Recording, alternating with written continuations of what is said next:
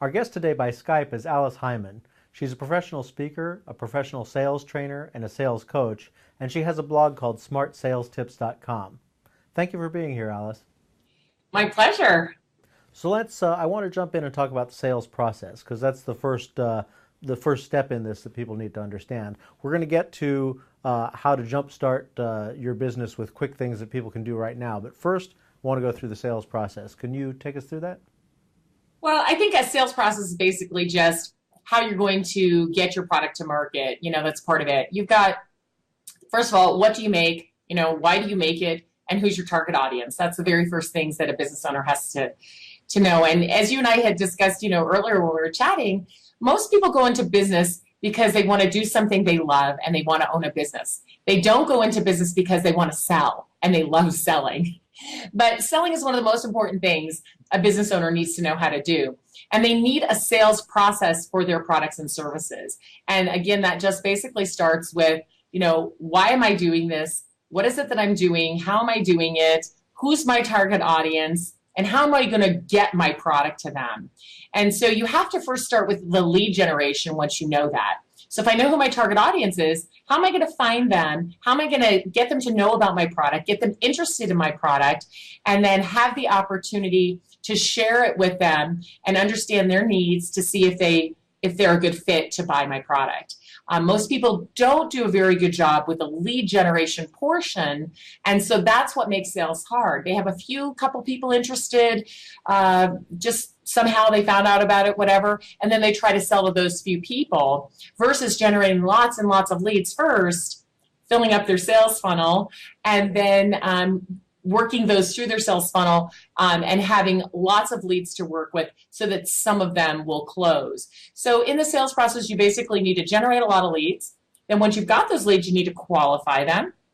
Find out, can these people afford your product? Is it a good fit? Why do they need it? How is it going to help them meet their goals? And when you know that, then you can move them down to the next part of the sales funnel where you're actually having them understand your product, educating them on it, and seeing how that's all going to work for them, and then move them to here's a proposal or here's the price and here's how we make this all happen, close the business. And then, of course, some people think the sales process stops at close the business, but you and I both know that that is the farthest thing from the truth. We want to deliver flawlessly, make sure the customer's happy, retain them, and then, of course, grow the business as well. And so that would be, a complete sales process. Part of that grow the business is more business from that customer that you closed, but it's also getting referrals from that satisfied customer so you can continue to grow your business. So a sales process is really a loop. It doesn't, start and stop. It perpetuates itself. Right. Yeah. I mean, I think a lot of folks, they go out, they put out some advertising or, at least I was fortunate, I guess, when I very first started. I had a very tight target market, and there was one magazine they all read, and that's where I advertised. But I think these days that doesn't happen. The idea of hanging out your shingle and having people come to you, you really have to be cultivating that. Yes, you do. And I think first and foremost, you have to understand who is really going to buy from you, who is most likely to buy. Some people tell me, oh, I'm selling to everyone. Well, I always say if you're selling to everyone, you're selling to no one because the messaging is different for different audiences. Like you mentioned to me that you sell to speakers like myself. Well, speakers need a very specific message.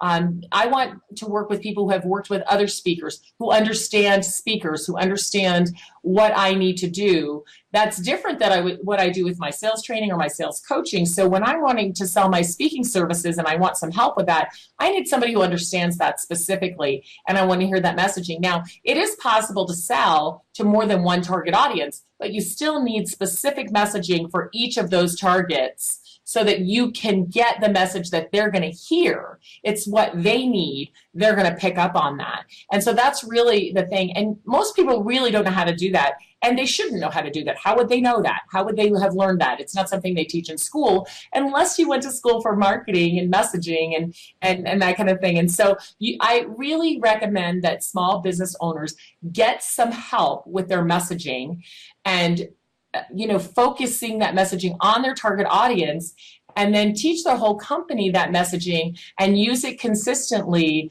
for all of their marketing efforts, whether they be at social media, traditional media, billboards, print, whatever they're going to use. They need to use that strong messaging consistently to help those small, to help their target audience understand. Because a lot of these small businesses, nobody's ever even heard of them. And so they just need to start to get the word out and get it out consistently so people go, oh gosh, there's a service I might be able to use, or there's a product I might be able to use. Right. So, there's in terms of there's the lead generation portion of this, and then there's the once you have the leads, what you can do with it. And I want to put the cart before the horse a little bit, because we will get to, let's say, what can people do right now to increase their sales, and then we'll step back and look at what should they have done before. I just thought it might be a more interesting approach than linearly. So what could people do? Most small businesses that you run into, what could they do immediately to start to jumpstart some sales? Right. So today, what you do is you go to every existing customer that you have and determine if they're satisfied and if they can buy more of your products and services. That's number one always. Go back to your existing customers. Now, if you're starting from scratch and you don't even have any existing customers, then I suggest you get some by possibly delivering your product or service to them for free or very reduced cost, so you can get your very first customers on board and get some testimonials from them and get them to help you. So you may deliver your product or service for free in exchange for them spreading the word, introducing you to people, stuff like that. So if you have no customers, you got to start somewhere. Go find 10 companies and get them to use your product or service and agree in exchange for that free or reduced fee to help you grow your business. Now, if you've got some customers, which is probably where most people who are listening today and watching, they have some customers, you go back to them and make sure they're satisfied. I mean, literally pick up the phone and call them or email them, ask them how they're doing with the product, if they're happy, is there anything they'd like to see you do differently? Ask them, what can I do to help your business? Get that information from them, find out if they're satisfied. Of course, if they're not satisfied, fix it right away. But if they are satisfied, then find out if they can use other products and services that you have. And then the second thing you do is ask them for a referral to someone else. The easiest business you'll ever get is business from your existing customers and the referrals from those satisfied customers. So that's always the first place to start when you need revenue quickly, when you need more business now, today. That's where you start with your existing customers. I believe then the next easiest way to get more business today is to go out and network. Go out to events, trade shows, professional organizations, chamber events, other networking events, and meet new people and start to build a relationship. Do not sell. Biggest mistake some of my small business owners make is they go to networking events and try to sell their products and services, and nobody wants to listen to you sell your products and services at a networking event. They want to get to know you. Who are you? Why are you in business? What do you do? Do you care about them? So ask a lot of questions and learn about the other person, and don't talk about yourself at all unless someone asks you, and don't try to sell your products and services, but develop enough of a relationship at these networking events so that you can call them the next day or two and meet with them. See, my business owners that sell are not having enough meetings weekly to increase their business. So they need to have 2 to 5 meetings with new potential customers every single day. Imagine if you had 2 meetings a day with people who could potentially buy from you. At the end of the week, that would be 10. And out of those 10, 1 or 2 would buy. Now, if you need to sell thousands and thousands of what you have, then you're going to have to do some other things as well. Marketing, social media, advertising of some type. And you may need to make some cold calls, or you may need to use LinkedIn to prevent you from having to make cold calls, but that's a whole nother story we can talk about later. But there's a mixture of things to do. But getting out and networking and getting people to know, like, and trust you is just so awesome for small business owners, because those people can become walking advertisements for you. Even if they don't need your product or service, if they like you and they like what you do, they'll tell other people about it. And now you've just increased the size of your sales force.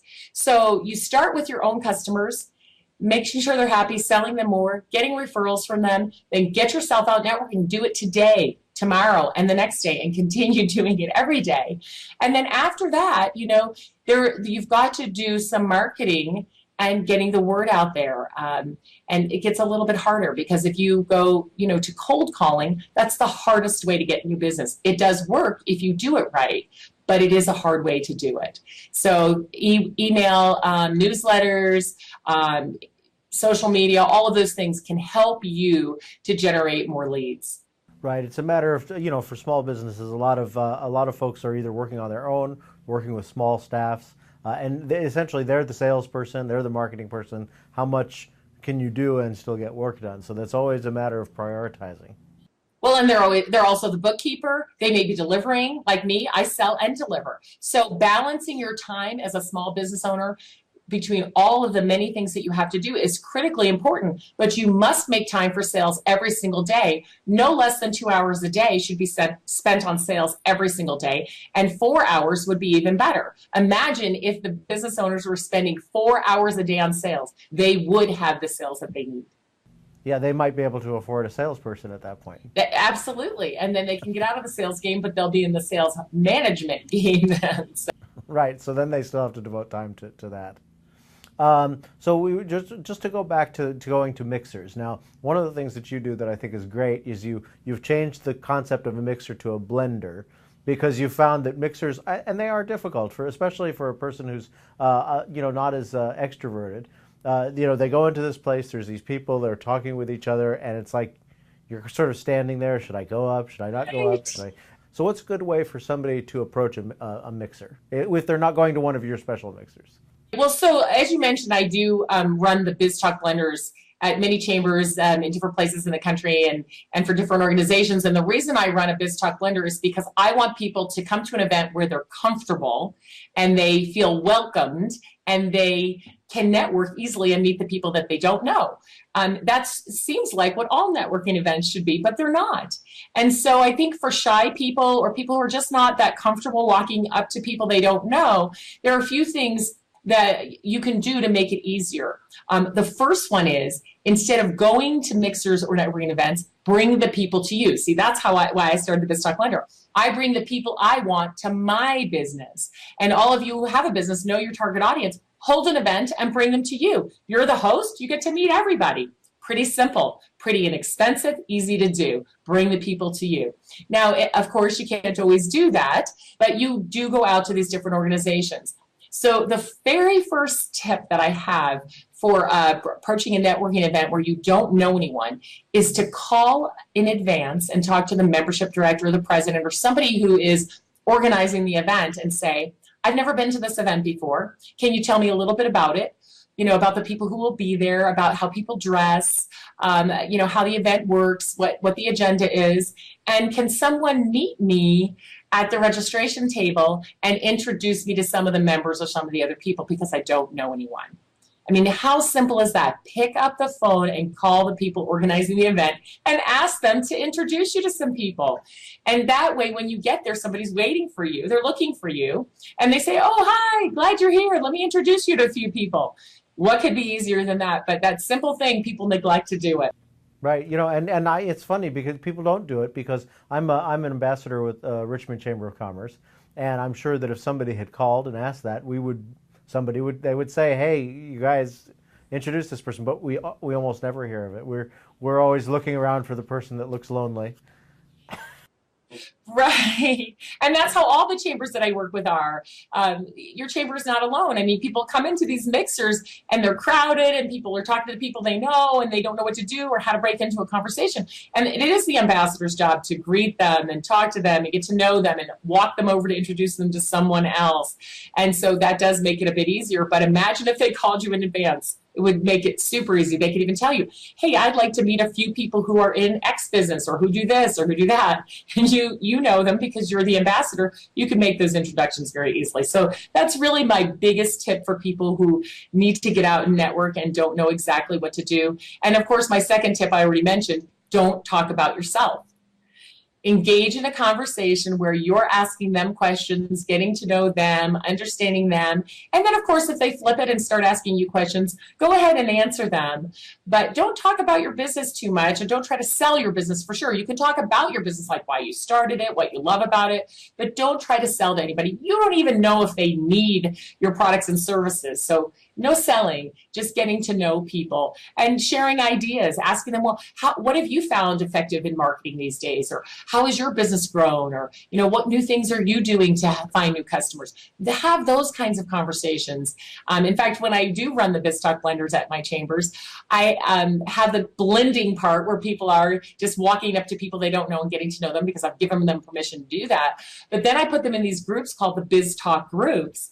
And in fact, we have these 10 to 15 people in these groups, and they have this kind of conversation, what's happening in your business? What are you doing to help your business grow? Share some ideas. I need to hire a salesperson. Have you had success with that? How would you do that? I need a mentor. They have these business conversations in these groups, and they get to know each other even better that way, and they walk away from that networking event with ideas they can use the next day. So that's the kind of conversation you want to have at a networking event, not trying to sell your business. So that's my second tip, is talk to them, ask them questions, learn about them, talk about business in general, don't sell. And then we're talking about the lead generation. Other than going to mixers, what are some of your best lead generation tips? Things that they take a little time to nurture and grow, but it's like planting seeds or something. Well, one of my personal best lead generation tools is my ebooks. Everyone can write an ebook. It's not hard. They don't have to be, it's not a novel. It's your expertise on paper. And when you think about what are the things that I know best and that will help my clients to do a better job in their own business, ebooks are very helpful for people, or articles. So writing, I think, is just a great lead generation tool. I write my smartsalestips.com blog and give people good information that they can use all the time. I have several ebooks that you can go and find on my website and download. In fact, I have one on networking, and everyone can download that one on networking, get some more tips. And I have one on LinkedIn and handling objections and other topics I know my small business owners need to know about. So writing articles and ebooks is a great lead generation tool. And then you can push those blogs, posts, and those ebooks out through your social media channels, whichever ones you choose to use. And that's pretty easy to do, and you don't need a lot of help with that. But of course you can, get an intern from your local college, or, find some help with that if you need it. So I think those are good lead generation tools. Networking is a great lead generation tool. I still believe in direct mail for some businesses. Sending something out in the mail works for some people. Holding events, being a sponsor of something that all of your target audience is attending, that's another good lead generation tool. But it's very targeted. It's also can be expensive. But if you do it properly, and I do have a 3-part article on doing trade shows and sponsorships on my blog. If you do it properly, you really can generate a lot of leads. Even though you're going to be spending a lot of money, it will be worth it. So you have to see what your budget is, and that's what's going to help you decide what kind of marketing and lead generation you can do. But I use LinkedIn a lot for lead generation, and I love that. I also teach courses on how to do that because I think it's so easy and it's free. If people knew how to use the power of LinkedIn to generate leads, they would spend a lot more time on LinkedIn than they are right now. So I think, if you don't have a lot of money, which most small business owners don't, you can't have a billboard, you can't do advertising in print, the kinds of things that cost a lot of money. So you have to really think carefully about how can I generate leads. Building an email list, definitely collect email addresses. Ebooks, when people download them, they give you their information. And so you can capture their email address and then be able to send them a newsletter. But be careful about what you send out. It has to be of value to people, something interesting. You can't send them an e-newsletter and sell to them constantly. You've got to give them good information that they can use. But that is another good way to generate leads. And if you use Constant Contact or MailChimp or Aweber, you can see who opened your newsletter and who clicked through, and you can email them or call them and talk to them and learn about their business and find out if your products and services might be right for them. So those are, a few things that you can do to generate some leads.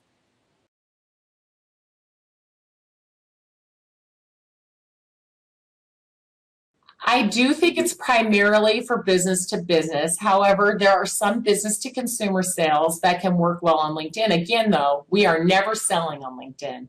We're connecting with people and building relationships and getting to know them and determine whether there's somebody we could collaborate with, somebody we could develop into a referral source, or somebody who might need our products or services at some time in the future. But we're building relationships and getting people to know, like, and trust us. We're sharing good information that they can then reshare with others so that we're generating leads. And we're kind of trying to draw those people into us to ask us about our products and services so we don't have to be pushy salespeople on LinkedIn sending out sales messages all the time. It's really the same process as a mixer in some ways. Absolutely. In fact, I was just writing about that, my blog post that'll come out later today. You do need to meet people that you don't know, and you need to stay in touch with the people that you do know and your current customers. So you've got all those three of those things. It's current customers, stay in touch, develop those relationships, get them to refer people to you. Prospects that haven't bought from you yet, people that you know that could be referral sources, stay in touch with them, keep your messaging in front of them. And then prospects, people that you don't know yet, you've got to get in front of them somehow as well. And there's a continuous cycle of all of that. And LinkedIn is really just like going to a mixer.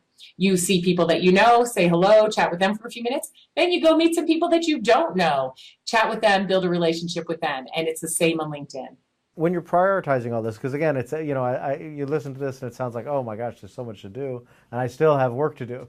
If you're a solo entrepreneur, you have maybe a few employees who help you do the work. What's the best? How should you prioritize your time? What have you seen work? I mean, basically you work from 7 a.m. to midnight, right? That's what all entrepreneurs do. I teach an entrepreneurship class up at the University of Nevada. We have a minor in entrepreneurship there. And it's always fun, the first day of the semester, and the students tell me and the other instructor why they want to be entrepreneurs, why they want to have their own business. And they say it's a lifestyle thing. Nice. They want it for that. And I just laugh. I go, let me tell you about my lifestyle. You get to work half the time, and you decide which 12 hours those are. That's right, exactly. So, I love what I do. I get up every morning. I can't wait to do it. So that's awesome. But it's a lot of work being a business owner. And I am a solopreneur. I have one full-time employee and a couple of part-time employees, but I do all the sales and delivery myself. I have some help with the marketing now for the first time in years. I've been in business since 1997. And since the marketing's gotten more complex and because I'm doing different things, I've had to hire some help with that. But you have so many things to do, and you do have to prioritize. So you have to become a master at time management, and you need to use a calendar. I teach a course on this too, time management for sales. Small business owners wear many hats. This is what you have to think of. Between 8 and 5, there are certain activities that you can only do because people are available to you outside of those hours. So if you have busy work like bookkeeping or paperwork or filing or anything that could be done before 8 or after 5, do it before 8 or after 5. Don't do it in the middle of the business day when you could be networking, taking someone to lunch, meeting with people for coffee, visiting their offices, touring their plants, talking to them about their business and how you can help them. Do that during prime hours. And the stuff that can be done any time of the day or night, do it any time of the day or night except between 8 and 5. That's the biggest mistake that my business owners make. They tell me, oh my gosh, I haven't had time to sell all week. Really? What have you been doing? Well, I've got bookkeeping and filing and lawyers, and forget it. You make those appointments with people outside of your best hours for your clients. Those vendors that you need to see, you tell them you can meet them after 5 or you can meet them before 8. You don't meet them during prime time. You figure out what are the highest payoff activities that you could be doing during those prime hours to get more customers, and you do those then and plan everything else around that. I don't know an entrepreneur that doesn't at least work a 10-hour a day.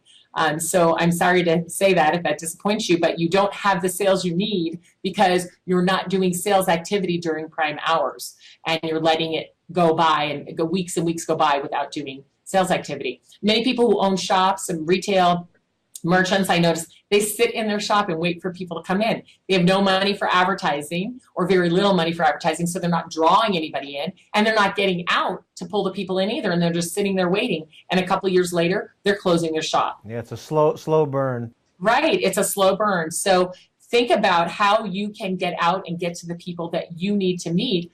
You can pay somebody $10 an hour to sit in your shop. You can't pay somebody $10 an hour to go out and network and find the people that you need to meet. Only you can do that. So that's the other thing is think about what are the things that only you can do and what could you pay somebody else to do. Figure out what your time is worth. So if your time is worth $100 an hour, $200, $300 an hour, and you can pay a bookkeeper $40 an hour, why in the world would you be doing your own bookkeeping? And even if you're an expert at it, you've got too many other things to do. And most people, by the way, are not experts at bookkeeping and should be hiring a bookkeeper. You know, what is it going to cost you? A whole $100, $200 a month to pay a bookkeeper? Do that and spend that time you would have spent bookkeeping selling, and that will pay for the bookkeeper really fast.